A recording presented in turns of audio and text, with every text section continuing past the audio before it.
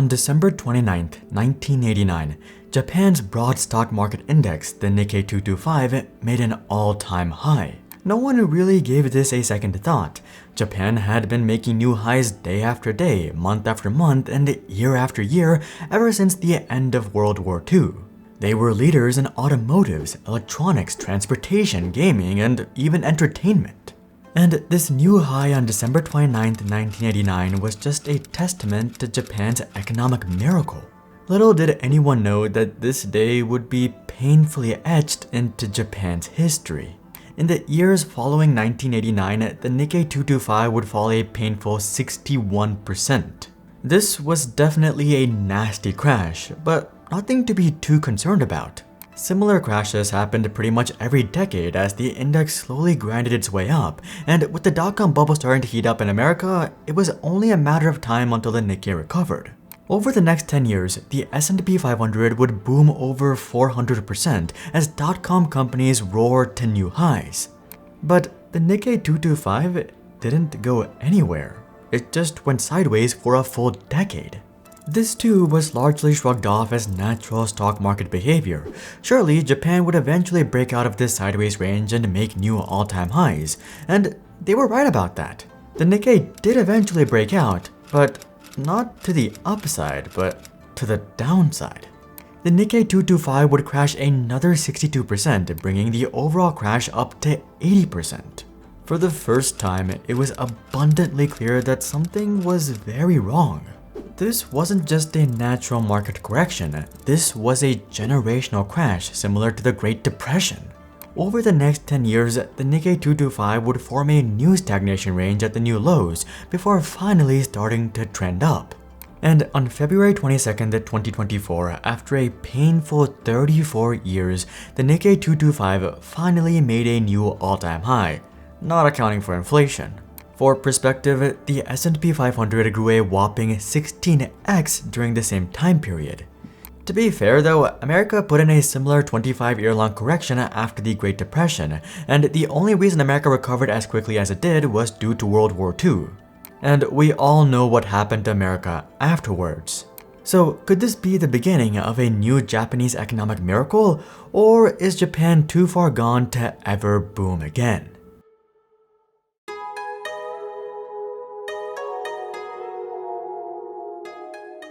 These decades of Japanese stagnation have since been dubbed the Lost Decades. It was actually originally called the Lost Decade, but it eventually became plural.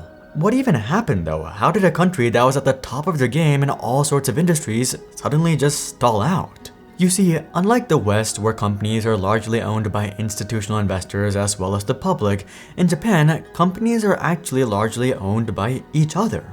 There's actually a Japanese term for this, keiritsu. Each keiritsu is a network of closely linked businesses that all rely on the same bank. For example, if Apple was a keiritsu, they would own massive stakes in TSMC, Foxconn, and Samsung, their suppliers. And in return, TSMC, Foxconn, and Samsung would also own massive stakes in Apple. They would also have a central bank, which in Apple's case might be Goldman Sachs. These companies would essentially become a family. This way, they could all look out for each other and dominate an entire vertical without having to deal with the pressure of outside investors, lenders, or competition. Basically, every Japanese company that you can think of is some sort of vertically or horizontally aligned keiritsu. This includes the likes of Panasonic, Sony, Toshiba, Mitsubishi, Toyota, Nissan, Hitachi, Yamaha, Canon, Fujifilm, and everyone else. Keiritsus have always been a part of Japanese culture, dating all the way back to the 1600s, but it wasn't until the post-World War II era that keiritsus became the norm. You see, to make sure that Japan didn't revolt like Germany after World War I, the West would occupy the country and break up all of their biggest companies. So the rise of keiritsus was something that actually came out of necessity. Forming keiritsus was the way that Japanese companies looked out for each other and ensured that they all made it through these hard times.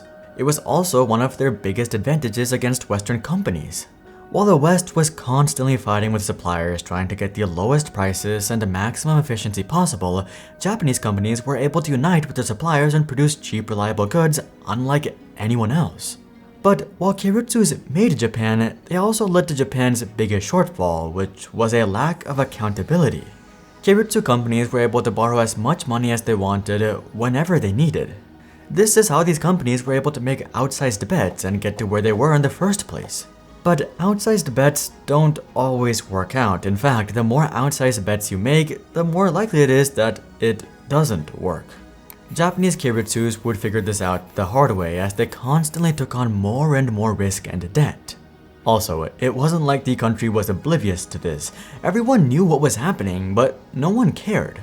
Keiretsu banks were backed by the government, and everyone trusted that the government wouldn't let these banks fail. If you're familiar with any market though, you know that the most dangerous point is when everyone believes that nothing can go wrong, when everyone thinks that we're entering a new paradigm. That's precisely when everything goes wrong, and it was no different with Japan.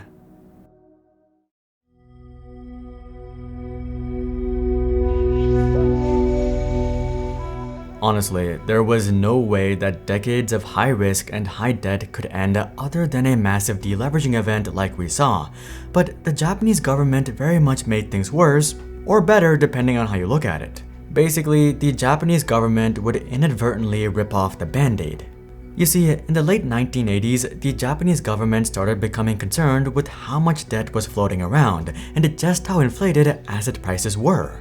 So they decided to hike interest rates from 2.5% to 6%, hoping that this would help things cool down and allow for a soft landing. But it did the exact opposite.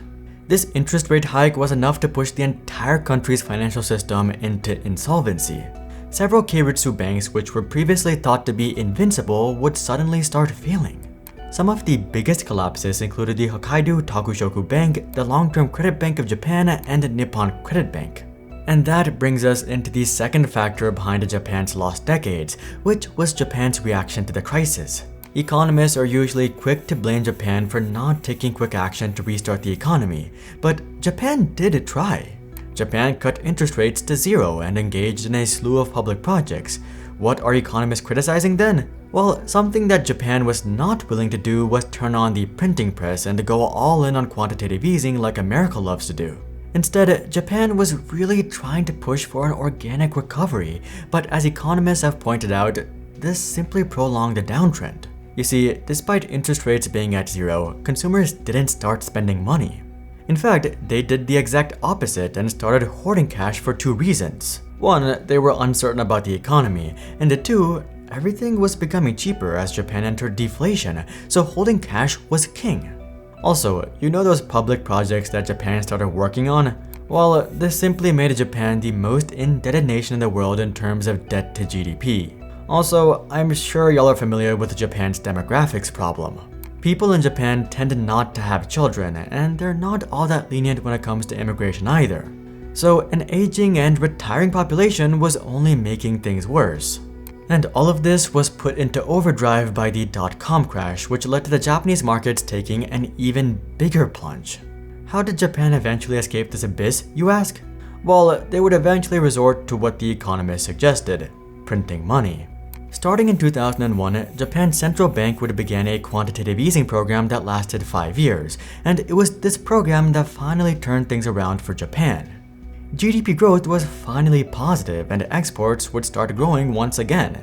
That was until the 2008 financial crisis, which hit Japan even harder. Japan was once again reluctant to engage in QE, but after America and Europe started the printing press, so did Japan in 2013. But this time, this didn't do anything. Sure, stocks recovered, but there was very little evidence of real economic growth. Out of desperation, Japan would lean even further into QE, but that didn't work either. With no options left, Japan would resort to making interest rates negative in 2016. And it was only after all this CPR for the past 2 decades that the Nikkei 225 finally recovered, leading us to where we are today. So, what happens next?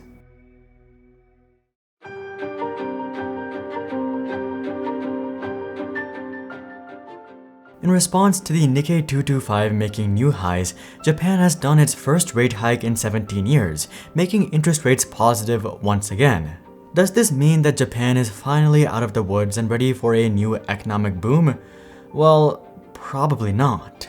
Here's the thing, this entire video, we've been looking at Japan's economic decline from a technical perspective. Whether it was being over-leveraged or not adopting loose enough economic policies or a declining demographics, all of that is a purely quantitative way of explaining Japan's decline. And while all of that is relevant and applicable, I think there's an even bigger qualitative story at play, which is failing to evolve. Just think about it. Can you even name one big Japanese internet company? Whether it's social media, or search, or streaming, or shopping, it's all dominated by American tech companies or even Chinese tech companies, but you won't even be able to find one Japanese company.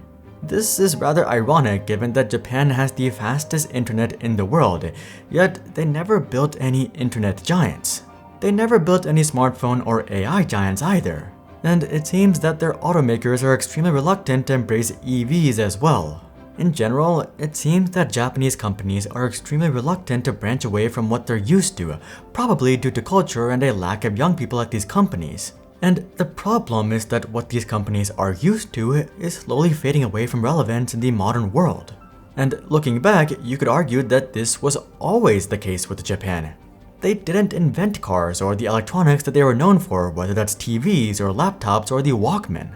What Japan actually did was produce consumer goods at a price and level of reliability that no one could challenge. This is exactly what consumers were looking for in the second half of the 1900s, leading to Japan's golden era, but consumer demands have since shifted. In the age of the internet, consumers are not just solely looking for affordability and reliability. What do I mean, you ask? Well, modern consumers are almost always looking for an X factor with everything they buy, and the best example of this is with smartphones. The Google Pixel is arguably a phenomenal phone with tremendous value, but in terms of sales, it pales in comparison to the iPhone. Why? Because consumers, or at least American consumers, want more than just price and reliability. They want FaceTime, they want iMessage, they want the polished iOS experience. And it's the same thing with everything they buy. They don't want a Toyota with 5-year-old tech. They want a Tesla with a supercomputer that's constantly being updated. You can argue all you want that all of that is superficial and not truly valuable, and I completely get where you're coming from. But this is where consumers are headed. Just check out this stat. A staggering 87% of US teenagers own an iPhone. This is what newer generations are used to, and this is what newer generations want.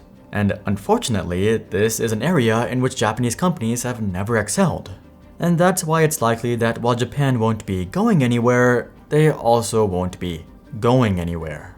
If you're interested in deeper dives, interviews with insiders, and exclusive tech analysis, consider subscribing to our free weekly newsletter. But until then, I'm Hari, and I'll see you guys on the next one.